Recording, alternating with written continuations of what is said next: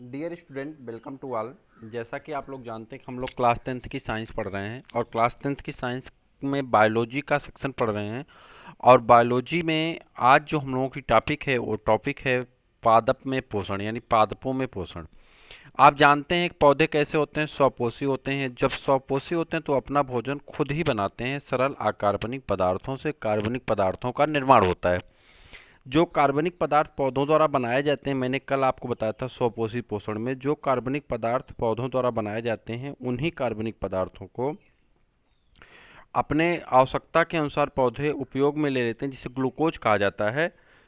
लेकिन जो उससे अधिक होता है, अत्यधिक मात्रा के ग्लूकोज को स्टार्च के रूप में यानी मंड के रूप में कन्वर्ट कर दिया जाता है, बदल देते हैं। और उसी को हम लोग यानी जान जो इंसान हैं, चाहे पशु पक्षी हैं, चाहे जीव जंतु हैं, जो भी जानवर हैं, वो उन्हें खाते हैं, जो जंतु किंगडम के अंतर्गत आते हैं।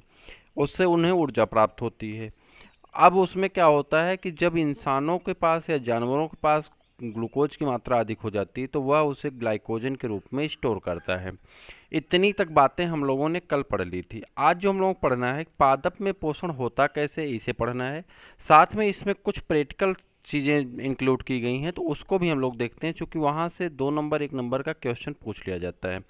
तो चलिए स्टार्ट करते हैं। इस श्रृंखला का दूसरा वीडियो है और मुझे उम्मीद है कि आपको पसंद आएगा, तो आप अपने दोस्तों को भेज दीजिए। पूरी साइंस आपकी कंप्लीट कराई जाएगी और हमारा प्रयास है कि हम जल्द से जल्द आपकी पूरी साइंस कंप्लीट करा दें, यानी जुलाई लास्ट तक आपका पूरा साइंस का कोर्स ख़त्म हो जाएगा। ये मेरा प्रयास है, हम कोशिश करेंगे कि इसे पूरा भी कर लें। तो चलिए स्टार्ट करते हैं। सबसे पहले पादपों में पोषण को कह रहा है, हरे पादप अद्वितीय होते हैं। वह अपना भोजन अकार्बनिक पदार्थों कार्बन डाइऑक्साइड व जल द्वारा स्वयं बनाते हैं। कह रहा है कि अकार्बनिक पदार्थ, चाहे वो कार्बन डाइऑक्साइड हो चाहे वो जल हो, इसके माध्यम से वो स्वयं बनाते हैं। यही कारण होता है कि पादपों को हम लोग क्या कहते हैं, स्वपोषी कहते हैं। वह प्रक्रिया जिसके द्वारा पौधे अपना भोजन बनाते हैं प्रकाश संश्लेषण कहलाती। कह रहा वह प्रक्रिया जिससे वो अपना भोजन बनाते हैं उन्हें क्या हम कहते हैं, प्रकाश संश्लेषण कहते हैं। इसके बारे में हम लोगों को भी आगे पढ़ना है। कल भी थोड़ा सा पढ़े थे इसके बारे में। चूंकि प्रकाश संश्लेषण के लिए सूर्य के प्रकाश की आवश्यकता होती है, अतः इस यह प्रक्रिया केवल दिन के समय में ही होती है। पौधे केवल अपने लिए ही भोजन नहीं बनाते, वरन यह जीवों व मनुष्य के लिए भी भोजन बनाते हैं। मैंने आपसे बताया ना, पौधे जो भोजन बनाते हैं वह खुद के लिए नहीं बनाते, बल्कि वो जब अत्यधिक हो जाता है तो उससे वो स्टार्च यानी मंड के रूप में क्या करते हैं, संग्रहित कर देते हैं, जिसे हम लोग खाते हैं। कुछ में पत्तियों में संग्रहित होता है, कुछ पौधों में, कुछ के जड़ों में संग्रहित होता है, कुछ के फल में, कुछ के जो है किसमें, दानों में। और हम उन्हीं पदार्थों को क्या करते हैं, खाते हैं। यह जानना अत्यंत आवश्यक है कि जो पौधे हरे नहीं हैं वह अपना भोजन स्वयं नहीं बना सकते। वे अपने भोजन की आवश्यकता के लिए दूसरे जीवों पर निर्भर करते हैं। कह रहा है जो पौधे हरे नहीं, जैसे कि कवक, आपने कवक के बारे में पढ़ा होगा क्लास नाइन्थ में। क्लास नाइन्थ में आप जब पढ़ रहे थे तो आपने 5 चीज़ों को पढ़ा था।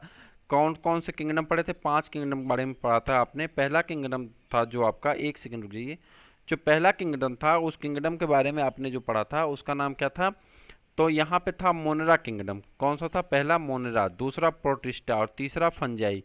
तो ये जो फंजाई वर्ग था इसमें लिखे थे कि यह पादप होते हुए भी इसके पास क्लोरोफिल नहीं पाई जाती है, यानी यह परपोषी पोषण करता है, यानी किसी जीवों पर भोजन के लिए निर्भर रहता है। क्लियर।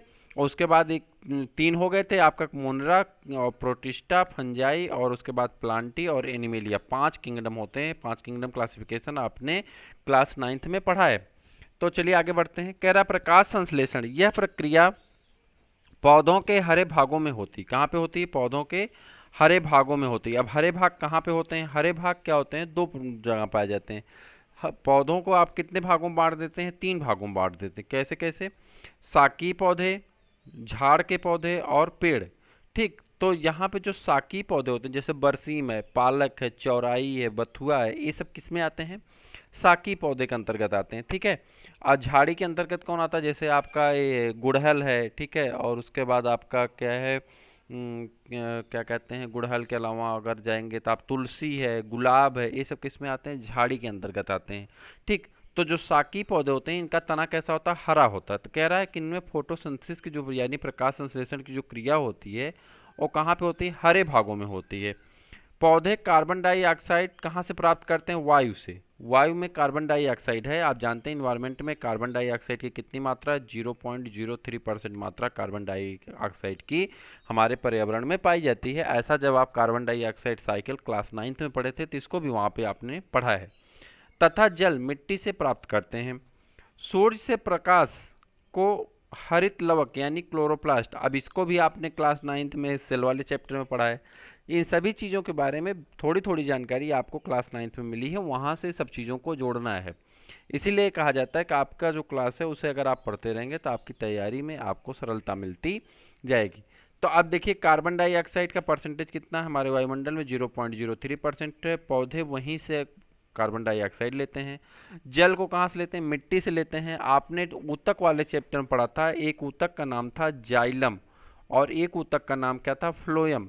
ठीक, तो जाइलम ऊतक क्या काम करता है? पौधों में खनिज तत्वों और पानी को पत्ती तक पहुंचाने का काम करता है। जड़ से लेकर के पत्ती तक पहुंचाने का काम कौन करता है? जाइलम करता है, जल को और खनिज को।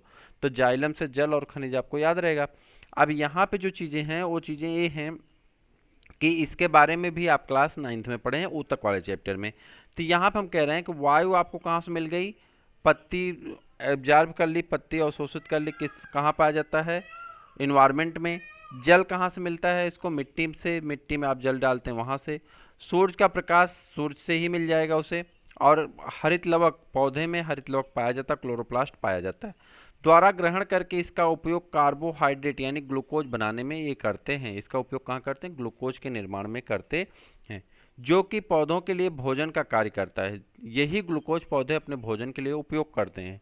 लेकिन जब इसकी मात्रा बढ़ जाती है तो उसे क्या काम करते हैं? स्टार्च के रूप में संग्रहित कर देते हैं।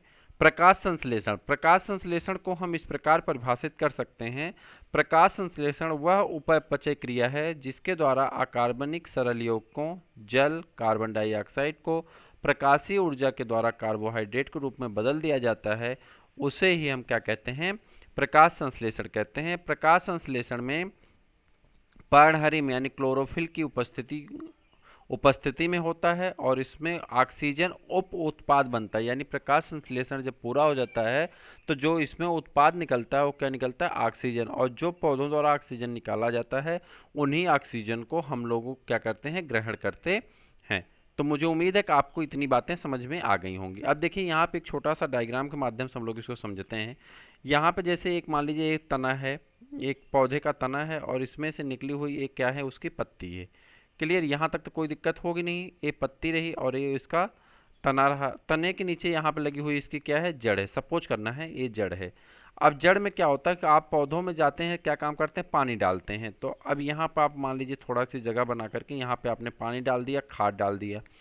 अब यहीं से जाइलम ऊतक क्या काम करता है? इसको लेके जाता है, पत्ती को दे देता है, कहता है भैया लो तुम पानी और मिनरल को ले लो। जो खाद पड़ी थी और पानी घुला हुआ है, खाद खाद पानी में घुल गई और कहाँ चली गई? पत्ती में।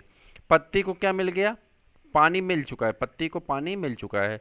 और ये रहा हमारा आउटर इन्वायरमेंट। आउटर इन्वायरमेंट में क्या पाई जाती है? Carbon dioxide. तो कार्बन डाइऑक्साइड भी आ गई, कहाँ से? कार्बन डाइऑक्साइड भी आ गई। पानी मिल गया, कार्बन डाइऑक्साइड मिल गया। अब क्या होता है? यहाँ पे सूर्य भगवान निकलेंगे आपके। सूर्य भगवान हरे नहीं होते, ठीक है। सपोज कर लीजिए सूर्य भगवान निकलते हैं और ये सूर्य भगवान क्या काम किए? आपके पौधे को क्या दे दिए? प्रकाश दे दिए। जब इन्होंने प्रकाश दिया तो उस प्रकाश को पकड़ने के लिए, जैसे आपने अपने घरों में देखा होगा जिसके पास लगे होंगे सोलर पैनल, तो सोलर पैनल में एक प्लेट लगाई जाती है जिस प्लेट का काम होता है कि आने वाले सौर ऊर्जा को, जो सूरज की ऊर्जा आती है उस सूरज की ऊर्जा को वो एब्जॉर्ब कर लेता, सोख लेता है और उसे सौर ऊर्जा को, जिसे सोलर एनर्जी कहते हैं, सोलर एनर्जी को किस में बदल देता है? इलेक्ट्रिक एनर्जी में बदल देता है। हम किसकी बात कर रहे हैं? आपके सोलर पैनल की। तो जो सोलर पैनल होता है वो सूर्य से आने वाली ऊर्जा को किस में कन्वर्ट कर देता है? इलेक्ट्रिक एनर्जी में कन्वर्ट कर देता है। लेकिन यहाँ पे सूर्य से आने वाली ऊर्जा को क्लोरोफिल किस में कन्वर्ट कर देता है? जल्दी बताइए किस में कन्वर्ट कर देता है? तो यहाँ पे इसको केमिकल एनर्जी में चेंज कर देता है, यानी रासायनिक उत्पाद में परिवर्तित कर देता है। और फॉर्मेशन किसका हो जाता है? ग्लूकोज का। क्या बन जाता है? ग्लूकोज बन जाता है और उसी ग्लूकोज का हम लोग उपयोग करते हैं। तो आई होप कि आपको ये चीज़ें क्लियर हो गई होंगी। अब आगे बढ़ते हैं। यहाँ पे रिएक्शन दिखाए गए हैं, रिएक्शन याद कर लीजिए, रिएक्शन पूछा जाता है।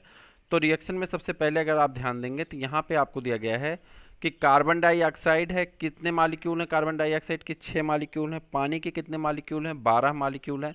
जब केमिस्ट्री का पहला चैप्टर आप पढ़ेंगे तो वहाँ पे आपको समझ में आएगा कि कैसे इसे बैलेंस किया जाता है, वहाँ पे आपको बताएंगे। तो 12 मालिक्यूल किसका? पानी का है।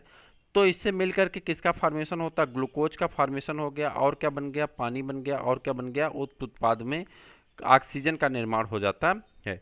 तो सूर्य के प्रकाश की ऊर्जा, यहाँ पे क्या है? सूर्य के प्रकाश की ऊर्जा है और पर्णहरिम यानी क्लोरोफिल है। इस रिएक्शन को आपको ऐसे याद कर लेना है, यानी 6 कार्बन डाइऑक्साइड, 12 पानी के मॉलिक्यूल। ग्लूकोज का फार्मूला आपको याद कर लेना है C6H12O6। और एक ग्लूकोज किस में उपयोग होते हैं? पौधों को एनर्जी देने के लिए उपयोग किए जाते हैं। प्रकाश संश्लेषण एक ऑक्सीकरण अपचयन अपक्रिया है। ऑक्सीकरण अपचयन अपक्रिया है जिसमें जल ऑक्सीजन में ऑक्सीकृत हो जाता है। कह रहा है जल किस में ऑक्सीकृत हो जाता है? ऑक्सीजन के रूप में ऑक्सीकृत हो जाता है। जल किस में ऑक्सीकृत हो गया? ऑक्सीजन के रूप में ऑक्सीकृत हो गया। तथा कार्बन डाइऑक्साइड ग्लूकोज के रूप में अपचयित हो जाती है। कार्बन डाइऑक्साइड किस में अपचयित हो गई? ग्लूकोज के रूप में अपचयित हो जाती है। अपचयन उपचयन क्या होता है? ये भी आपको केमिस्ट्री वाली टॉपिक में क्लियर हो जाएगा। तो यहाँ पे टॉपिक को अगर बड़ा करते जाएंगे तो कन्फ्यूजन भी क्रिएट होगी और बातें समझ में नहीं आएंगी। ठीक, आगे करते हैं। प्रकाश संश्लेषण एक अत्यंत जटिल और विशिष्ट जैव रासायनिक क्रिया है। तो प्रकाश संश्लेषण एक रासायनिक क्रिया है जो मुख्यतः 2 भागों में घटित होती। कितने भागों में? 2 भागों में घटित होती। पहला है प्रकाशीय अपक्रिया, इसके लिए प्रकाश की आवश्यकता पड़ती है। और दूसरा है अप्रकाशीय अपक्रिया, इसके लिए प्रकाश की आवश्यकता नहीं होती है। इस प्रक्रम के दौरान निम्नलिखित घटनाएं होती हैं। नंबर 1 है आपका क्लोरोफिल द्वारा प्रकाश ऊर्जा का अवशोषित करना। मैंने कहा ना, क्लोरोफिल किसका काम करता है? सूर्य से आने वाली ऊर्जा को अवशोषित करने का कार्य करता है। दूसरा क्या है? प्रकाश ऊर्जा को रासायनिक ऊर्जा में रूपांतरित करना। प्रकाश की ऊर्जा थी यानी सोलर एनर्जी थी, उसे किस में बदल दिया गया? तो रासायनिक ऊर्जा में बदल दिया गया। याद रखिएगा, प्रकाश की ऊर्जा को किस में बदल दिया जाता है? रासायनिक ऊर्जा में। अगर आपसे कोई पूछे कि जो सोलर पैनल लगा होता है वो प्रकाश की ऊर्जा में किस में बदलता है, तो आप कहेंगे विद्युत ऊर्जा में बदल देता है। रूपांतरित करना तथा जल अणुओं के हाइड्रोजन तथा ऑक्सीजन का अपघटन करना। जल अणु किस में टूट जाते हैं? ऑक्सीजन और हाइड्रोजन में। देखिए यहाँ पे है H2O, ठीक है। अगर इसमें देखेंगे तो आप हाइड्रोजन है और ऑक्सीजन है। आप जानते हैं कि ऑक्सीजन आग जलाने में मदद करता है, जबकि हाइड्रोजन खुद आग है। तो हाइड्रोजन बम के नाम आपने सुना होगा। तो हाइड्रोजन खुद आग है और ऑक्सीजन आग को जलाने में सहायता देता है। लेकिन प्रकृति का ऐसा वरदान है कि जब ये दोनों मॉलिक्यूल आपस में पास पास रहते हैं तो आग बुझाने वाला बन जाता है, यानी पानी आग को बुझा देता है। तो यहाँ पे जल का अणु जो है H2O जो है वो किस में टूट जाता है? ऑक्सीजन में अपचयित हो जाता है। उसके बाद आगे बढ़ते हैं तो कार्बन डाइऑक्साइड का कार्बोहाइड्रेट में अपचयन हो जाता है। कार्बन डाइऑक्साइड का किस में अपचयन हो जाता है? कार्बोहाइड्रेट में अपचयन हो जाता है। यह आवश्यक नहीं कि ये चरण एक के बाद एक दूसरा लगातार होता रहे। ऐसा कोई आवश्यक नहीं है कि क्रमबद्ध तरीके से इसी तरह से चरण चलते हों, ऐसा कोई ज़रूरी नहीं। उदाहरण के लिए हम लोग एक उदाहरण समझते हैं कि मरुद्भिद पौधे, जो मरुद्भिद एरिया में पौधे पाए जाते हैं, रात्रि में कार्बन डाइऑक्साइड लेते हैं। रात्रि में वो किसका उपयोग करते हैं? Carbon dioxide. देखिए, आपको रात में पौधे के नीचे सोने के लिए इसलिए मना किया जाता है कि रात्रि के टाइम पौधे प्रकाश संश्लेषण नहीं करते हैं, और जब पौधे प्रकाश संश्लेषण नहीं करते हैं तो पौधों से कार्बन डाइऑक्साइड का उत्सर्जन होता है। लेकिन मरुद्भिद पौधे जो होते हैं, जिसे C4 प्लांट कहते हैं, अब इसके बारे में डिटेल अध्ययन, C4 प्लांट क्या होता है, उसका रिस्पायरेटरी सर्कुलेशन क्या होता है, इसमें ऑक्सीजन कैसे दिन में रिस्पायरेशन नहीं करते हैं, इन सभी टॉपिक को आपको 11th में पढ़ना है अगर आप बायो ग्रुप से पढ़ेंगे तो। लेकिन अगर आप बायो ग्रुप से नहीं पढ़ेंगे तो मान लीजिए आपको तो इससे मुक्ति मिल जाएगी। तो कह रहे हैं कि मरुद्भिद पौधे जो होते हैं वो रात्रि के समय कार्बन डाइऑक्साइड लेते हैं, जबकि हमारे नॉर्मल पौधे जैसे जो होते हैं नीम, आम, पीपल, बरगद, ये जो पौधे होते हैं, ये पौधे क्या काम करते हैं? रात्रि के समय कार्बन डाइऑक्साइड को उत्सर्जित करते हैं, जिससे उसके नीचे सोने से आपको गर्मी महसूस होती है। और एक मध्यस्थ उत्पाद बनाते हैं, एक बीज का उत्पाद बनता है। डायरेक्ट कार्बोहाइड्रेट नहीं बनता बल्कि बीज का उत्पाद बन जाता है। दिन में क्लोरोफिल ऊर्जा अवशोषित करके अंतिम उत्पाद यानी ग्लूकोज का निर्माण कर देता है। तो इस प्रकार से मरुद्भिद पौधे का अगर कोई आपसे उदाहरण पूछेगा तो आप मक्का क्या कहते हैं, भुट्टा, मक्का को बता सकते हैं, ठीक है, मेज जिसे कहते हैं, मक्का को बता सकते हैं, को इसका एक एग्जाम्पल आ जाता है जिसे C4 प्लांट के अंतर्गत रखा जाता है। तो ये आपकी पूरी प्रोसेस थी। अब आगे आपको पढ़ना है पौधे कार्बन डाइऑक्साइड कैसे प्राप्त करते हैं, यानी ओपन स्टोमेटा और क्लोज स्टोमेटा। उसके बाद आप पढ़ेंगे प्रकाश संश्लेषण के लिए आवश्यक पदार्थ, लेकिन वो आपका वीडियो होगा कौन सा, नेक्स्ट वीडियो में पढ़ेंगे। और नेक्स्ट वीडियो में हम लोग एक एक्सरसाइज करेंगे, और इस तरह से वीडियो की श्रृंखलाएँ आपकी चलती रहेंगी। अपने दोस्तों को शेयर कर दीजिए, लाइक करिए, सब्सक्राइब करिए। फिर हम लोग मिलते हैं किसी और वीडियो में, तब तक के लिए इजाज़त दीजिए। जय